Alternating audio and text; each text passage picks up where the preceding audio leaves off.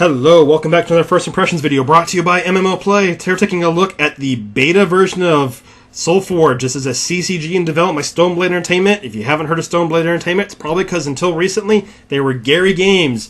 This is a free-to-play CCG brought to you by the developers of Ascension and created by a bunch of former Magic the Gathering pros.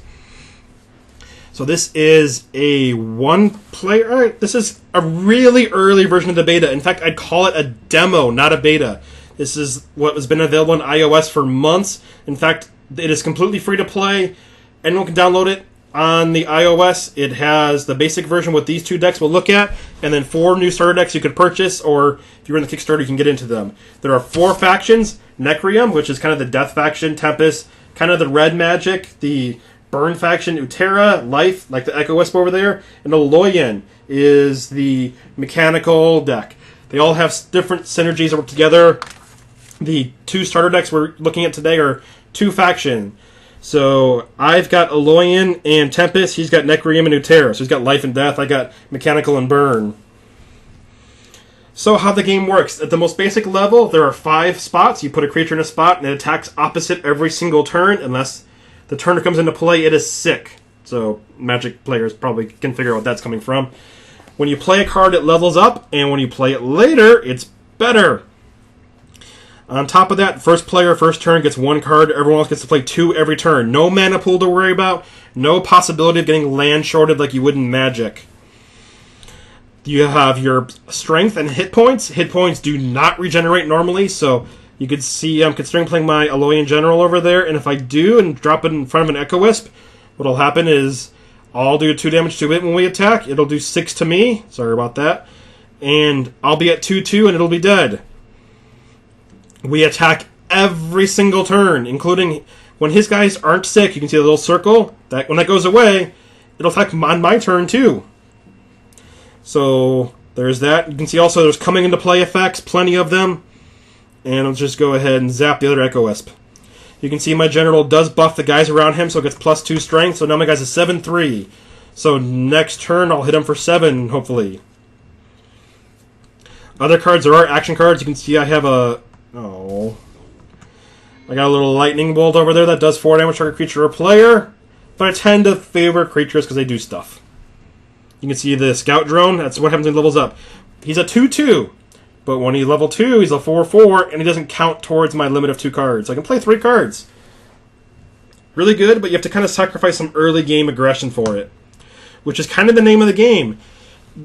Right now, it's very basic. There's no deck construction. There's no opening packs, nothing. It's just about playing the starter decks, but you can still see the idea of strategy. I can build towards the late game, or I can kind of focus more on the early game. Like right now, I played that Scout Drone, didn't do too much. I'm playing the Scorchmane Dragon Egg. That doesn't do too much. When the Scorchmane Dragon comes out later, though, he's a 10/10 that can move 1 space. The last version of him, he's a 20/20 that does 5 damage to everything. So suddenly, if I can survive till he's level 3, he's really good. And what I'm going to do is I'm going to actually replace him right now. He's not doing anything, so this guy levels someone up when I bring him into play. So there we go, I'll take care of that.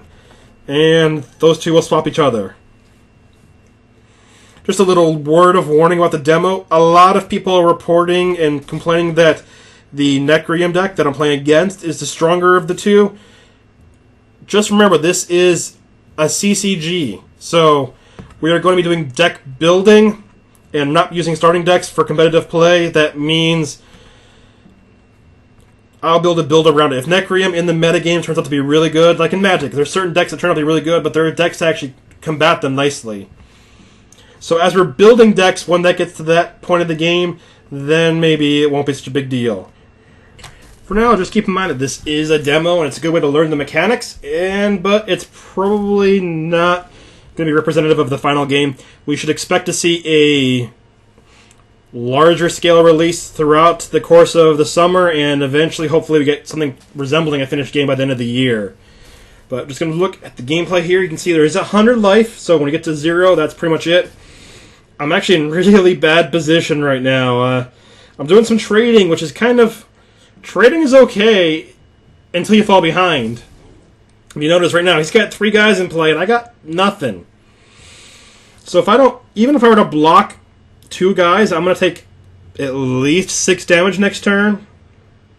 Let's see, trying to figure this out. That takes care of all of that mess. So yeah, I'll take 6 damage next turn. But also the Necroreum deck does have Elimination too, so it might deal with some of that. It has Pump also. So right now I'm in really bad shape. I don't think I can come back from this. These are 2 very basic decks. There are lots of new mechanics available. There are, for example, the Necroreum deck has things like when a 1/1 creature, when I die, I become a 5/5. And then I have things where I can sacrifice a creature to kill another creature, so it kind of has a lot more synergy in the newer sets, which we'll see, hopefully, eventually.